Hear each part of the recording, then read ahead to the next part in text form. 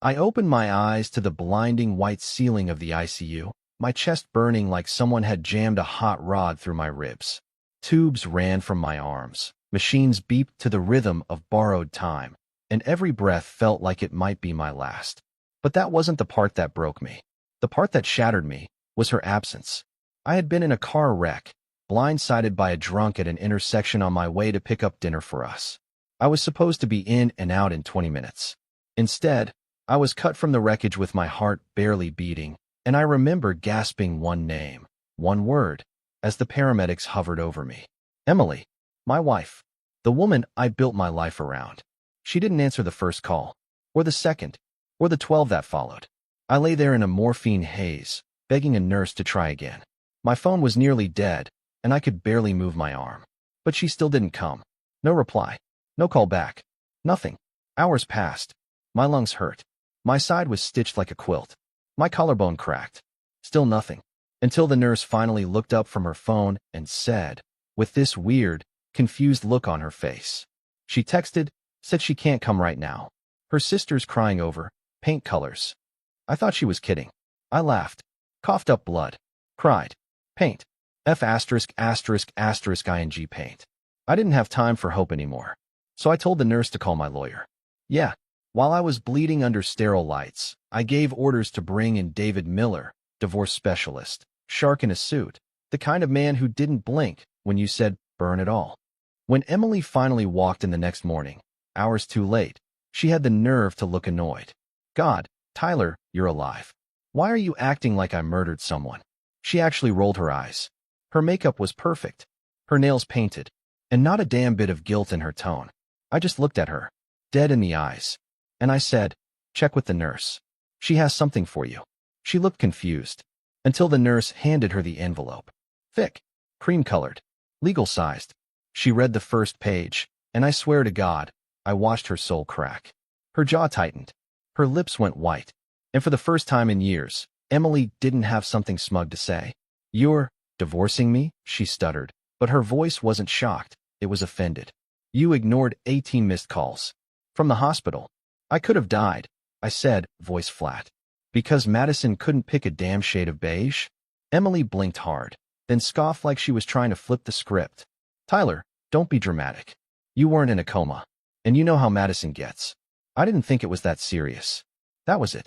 That sentence. I could have died, and she didn't think it was that serious. And that's when it hit me. It wasn't just about paint. It was never about her sister. It was about the fact that somewhere along the way, Emily stopped giving a damn. About me. About us. She left me bleeding alone in a hospital bed. And I was done. She finally hissed, you're overreacting. Everyone has moments. If you're going to be a child about this, then maybe it's better this way. I looked her in the eyes, feeling nothing but cold. It already is. That was the beginning. And I had no idea. It was only the surface of the betrayal. The truth would rip deeper. So much deeper. Emily stormed out of the ICU like she was the one who'd just been wronged. Not a single glance back. Not one tear. Not even the decency to pretend she cared. The nurse standing nearby just shook her head. She didn't say anything, but I could see it all over her face. Pity, confusion, maybe even a little disgust. David came back that afternoon with a few more forms. You sure you want to move this fast? He asked, flipping through the folder. Still in the hospital gown and everything. I should have done it a year ago, I muttered, forcing myself upright. The stitches pulled hard, but the pain grounded me. This just made it easy. I didn't sleep that night. I couldn't. Something kept itching in the back of my brain. A voice that wouldn't shut up. Something's off. This isn't just emotional neglect. She wasn't just distracted. She wanted to miss that call. It started to click. The late nights, she brushed off. The new book club that met every Thursday at some stranger's apartment downtown. The perfume that lingered on her skin when she came back that didn't belong to me. The guarded look in her eyes every time she'd get a text and flip her phone face down. I felt like an idiot. I was an idiot. All the signs were there. When I got discharged, I didn't go home. I told Emily the doctors recommended I stay with family for recovery, and she didn't argue. Didn't offer to help. Didn't even ask which family. I went to my brother Logan's place instead. He had a spare room, and more importantly, a damn good internet connection. I pulled up our phone records. Then I pulled up our shared account history. I don't even know what I was hoping to find. Maybe reassurance that I was just paranoid. But no. Over $600 spent in the last month at a hotel in the city. Twice a week. Same days as her book club.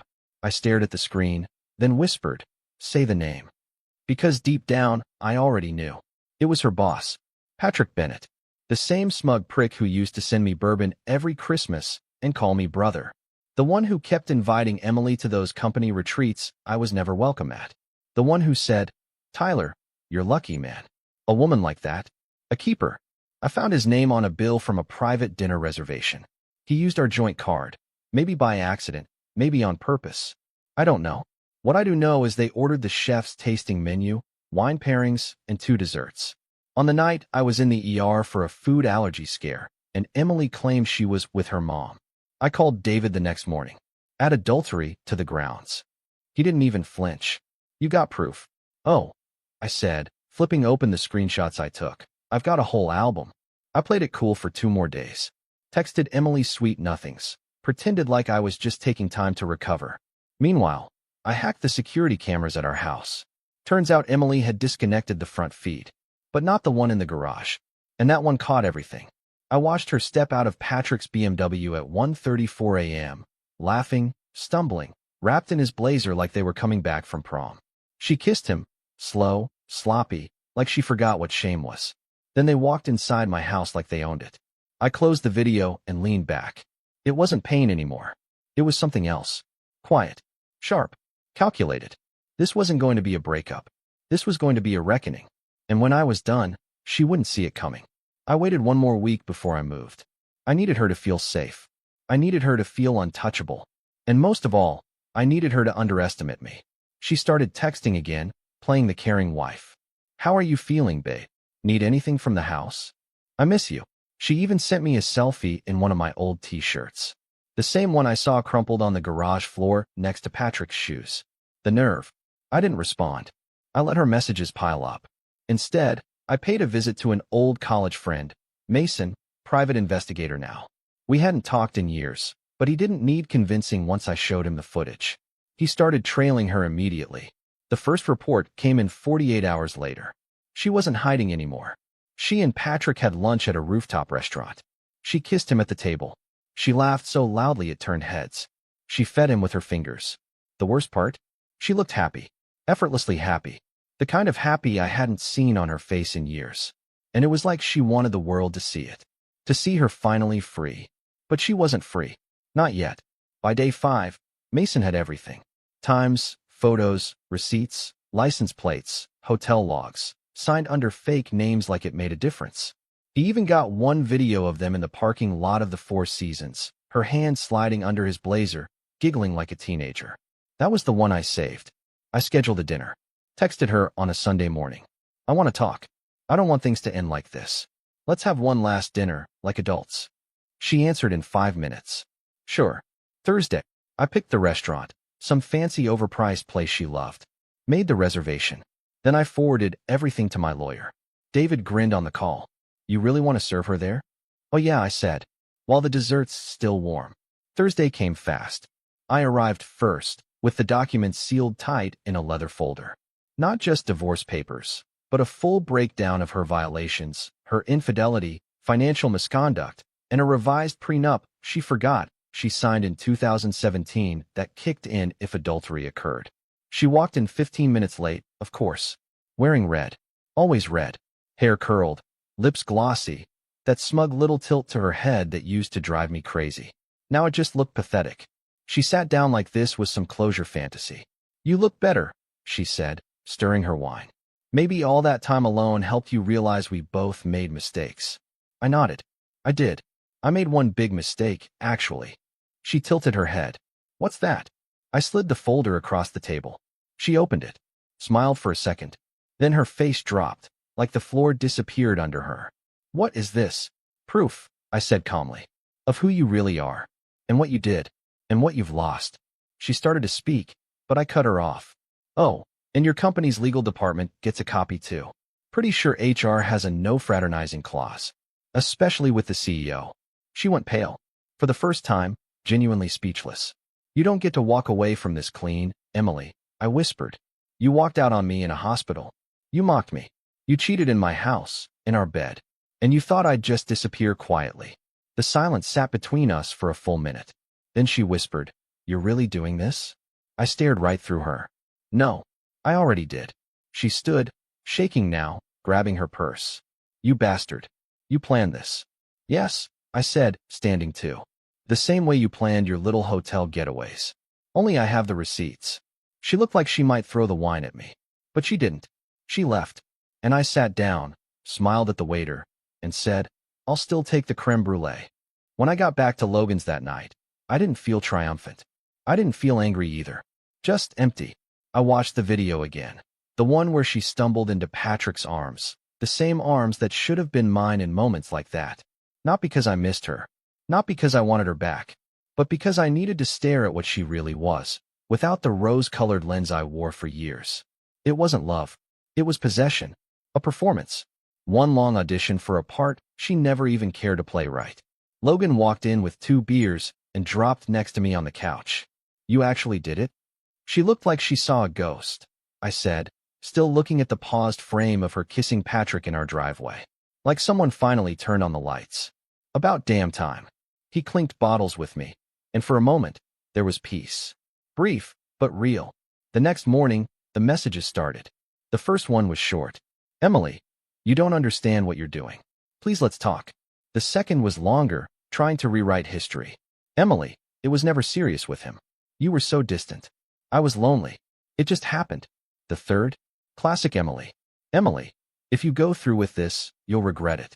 You're throwing away everything we built." She didn't even try to apologize until message 5. And even then, it was laced with blame. "Emily, I'm sorry, okay?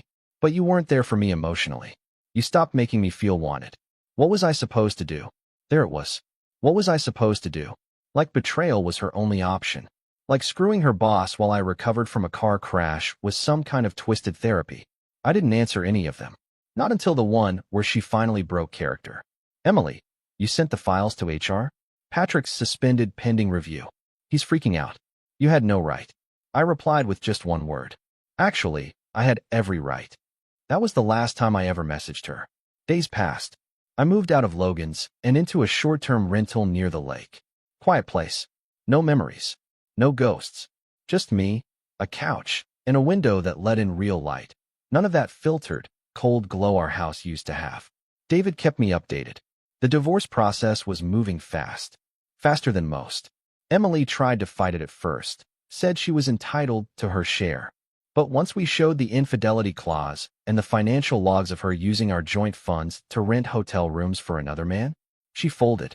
She signed the papers 2 weeks later, without another word. Patrick got fired. And Emily? She vanished from social media. Friends told me she tried to spin the story, but it didn't stick. Nobody bought it. Turns out, being the woman who left her husband alone in an ICU for a paint color crisis isn't the best look. I should have felt like I'd won. But it wasn't a win. It was a release. One night, a few weeks later, I got a package. No return address.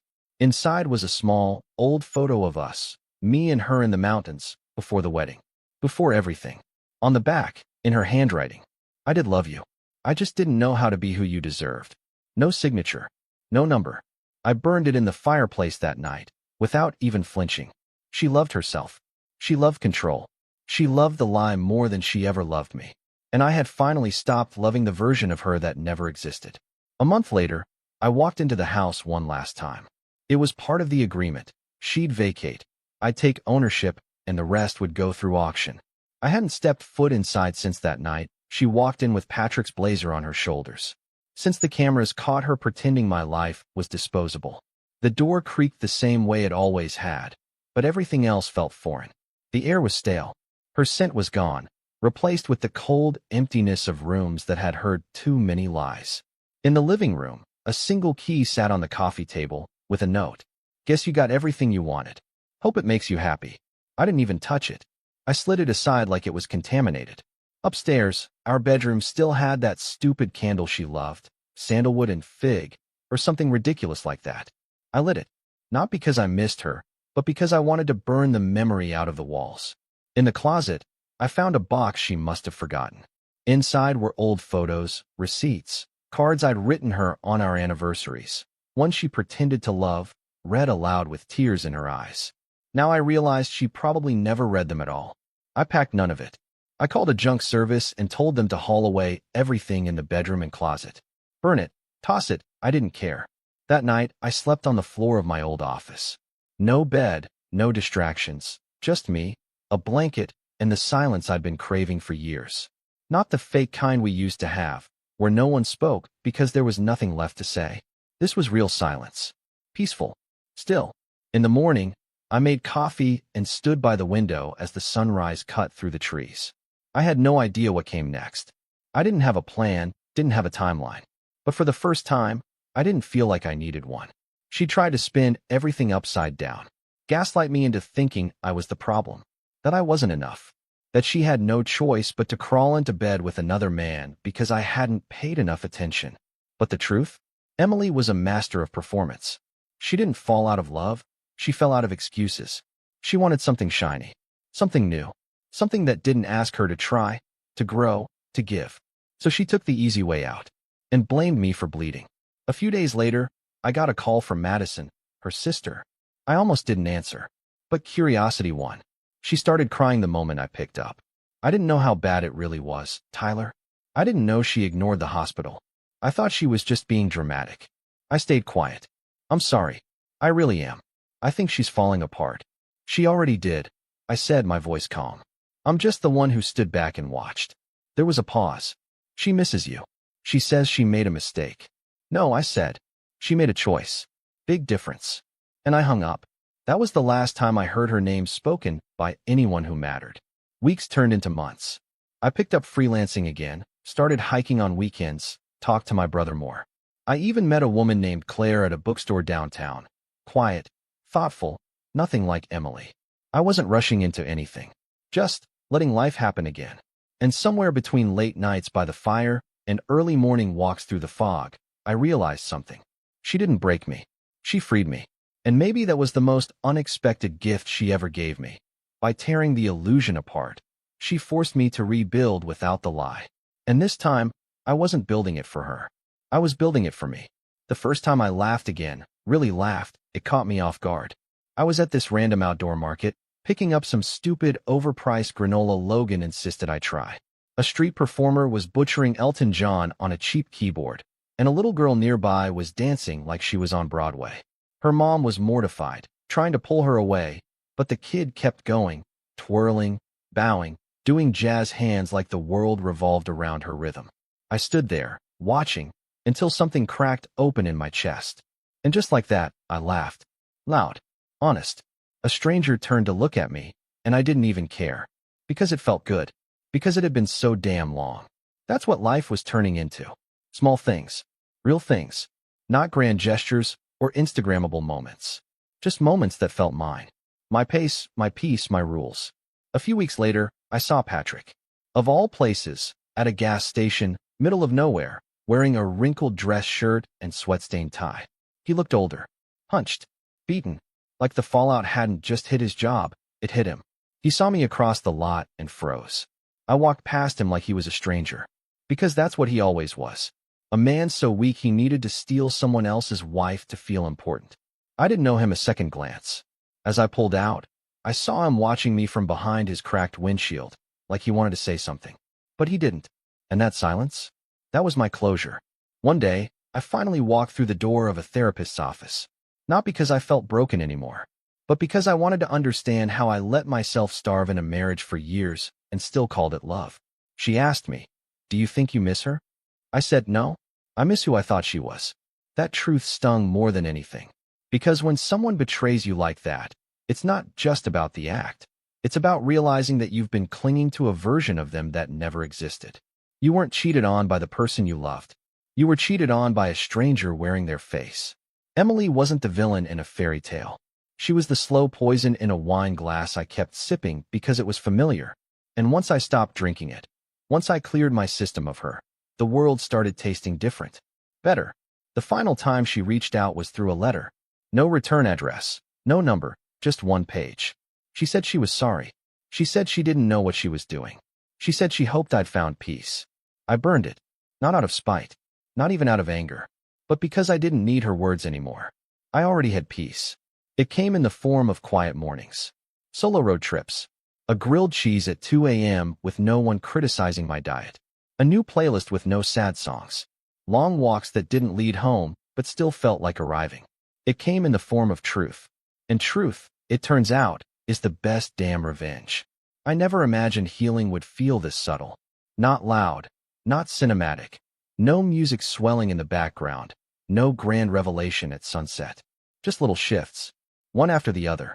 Like one day I woke up and didn't think about her first. Like one night, I went to bed and didn't replay the betrayal in my head like a horror film. I stopped checking her social media, stopped wondering who she was with, what she was doing, whether she regretted it. Because truth is, I didn't care anymore. I had stopped bleeding. And for once, I wasn't just surviving, I was living. Claire started showing up more often. It wasn't anything official. She'd bring over coffee and forget to take the mug back. I let her leave it. Then she left a book, a sweater, a toothbrush. We didn't talk about labels. Didn't need to.